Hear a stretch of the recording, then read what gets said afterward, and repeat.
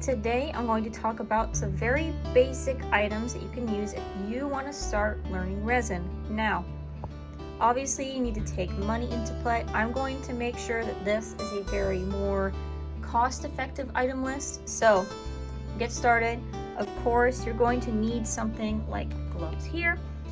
Now, these are very basic gloves. You can get these at Walmart. I prefer these ones because they're a 50 pack, much cheaper. Now obviously I know a lot of people probably won't like these because, as it says here, they have powder in them. Now powder can be a little bit annoying to deal with, especially if it irritates your skin or you just don't like how that like chalky weird feeling is.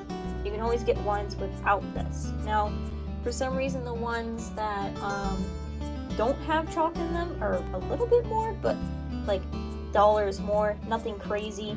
Obviously it's your preference choice, but that's just what I go with because that's just what my store has most of the time. So next is something that a lot of people prefer to use. Now obviously you don't have to, but I just use these disposable plastic cups. You can get these at the store. I use this size because this is usually about to where I mix. I don't mix more than this at a time, and if I do, I will use bigger containers like a red Solo cup. But I know a lot of people use, get that? They use more of a reusable cup. I've tried, it's not really my style. Obviously you can if you don't want to have to worry about the cost of keep buying like packs of these things, because you will go through these, trust me. Because every color you want to mix, you need a different cup every single time. Trust me, you don't want to use a cup for 3 different colors. It's just not going to look right. It's going to look muggy and not as bright of a color. Onto that, if you are using resin, you obviously need something to mix your resin with evenly. A lot of people, pretty much everybody uses popsicle sticks, very cheap. Obviously you can find them like pretty much everywhere, Walmart, Hobby Lobby, online, and Amazon. I just get these at Walmart. I bought these from a ginormous, like, oh geez, how big of a pack was that thing? It was like a 500 pack of craft sticks, but this is going to obviously last me a very long time. Now you don't have to get this ginormous box of craft sticks, but I will suggest to get these. You can always get them in like the smaller packs, like the 10, 50 ones. But you know, it's your choice. Get whatever you want, whatever you feel is right for you, or like price-wise as well. Another item that I would use a lot is I use these like very cheap measuring cups. They're like, say like $5 for the whole entire pack.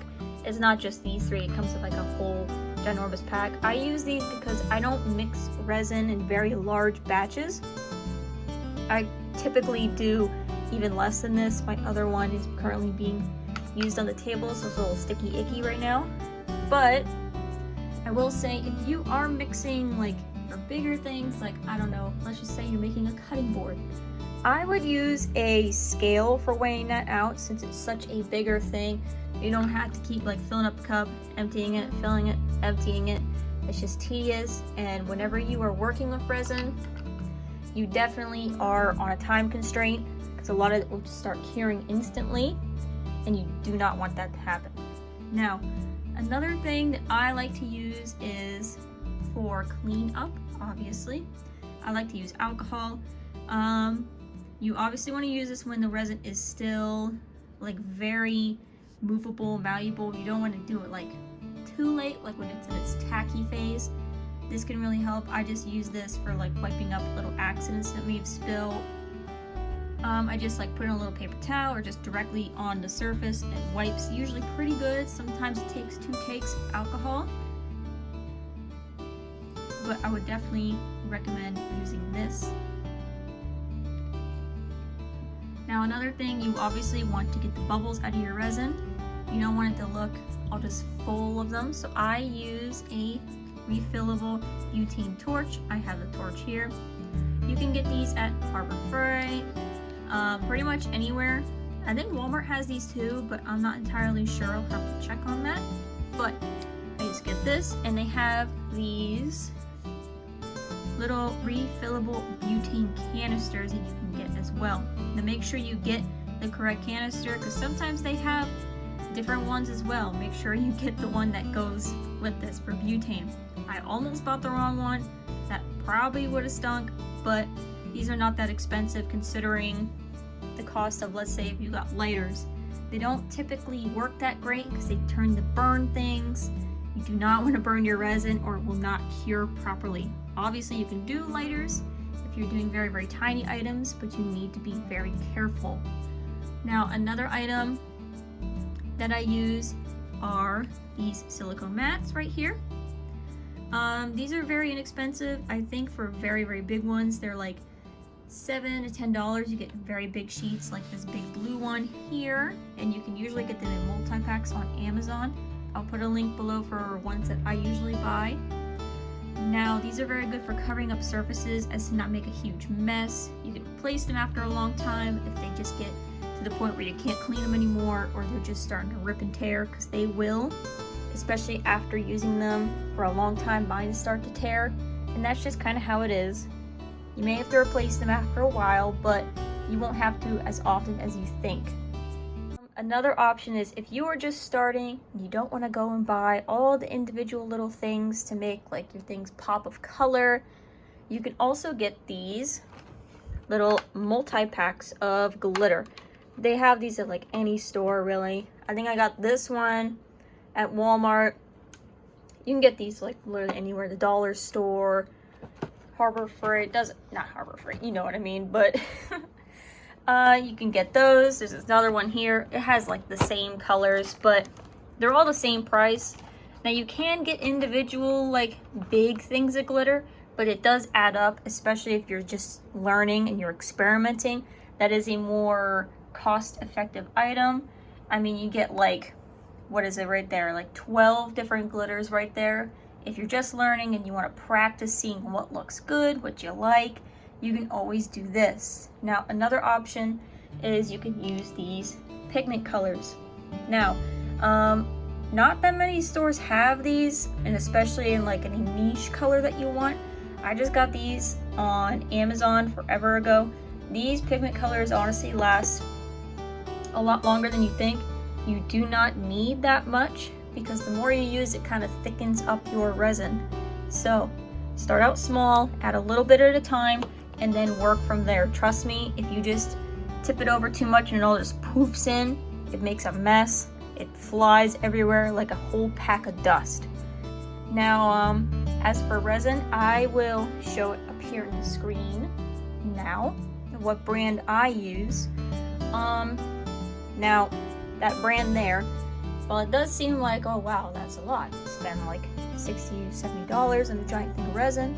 But if you're going to be doing it a long time, like a lot of people are, like I've been doing it a long time, it's just easier to buy it by gallon. Now, you can buy them in the smaller containers.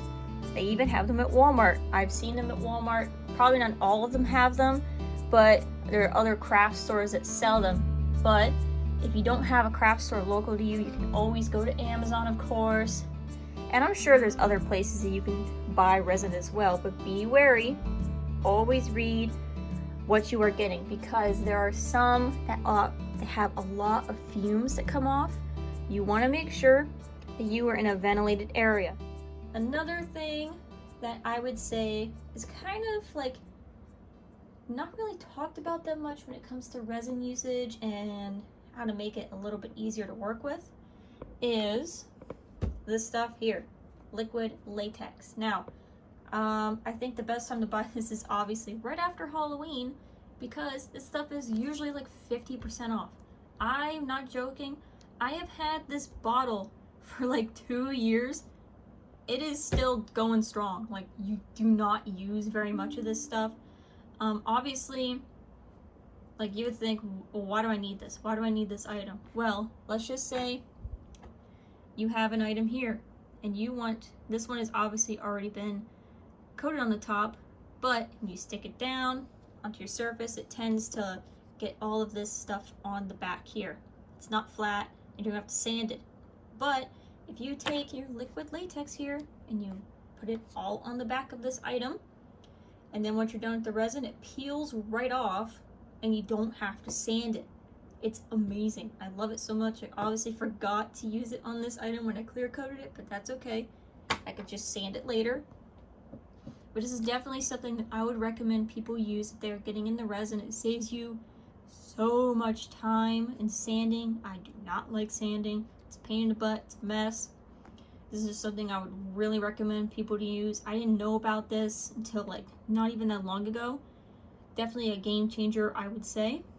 Some UV resin. This is something that's not really a necessity for the beginning, but if you want to use it, go for it. This is obviously if you want to like make resin a lot faster. This is a very small bottle. I just use it for like attaching items, like for, of course, going back to this, or attaching pieces like this. I just put a little dot right there, and then I just use the flashlight right here, and then it's all good. Now obviously all the UV resin is a little bit different. This one I've had for quite a while, and I just kind of go by feel for how long I think I need to use flashlight, because I'm only just lightly attaching items. I'm not like doing a full mold of UV resin. Obviously there are other like ideal items that you can get if you want to start learning about resin, but this is like the main stuff that I recommend using. Let me know if there are any other things I may have missed. Obviously this is just like some beginner things here. There's some other things I'll touch up in like another video about using resin, like in molds and all types of stuff, but if there are any things that you would like to see, please let me know in the comments below, and thank you for watching.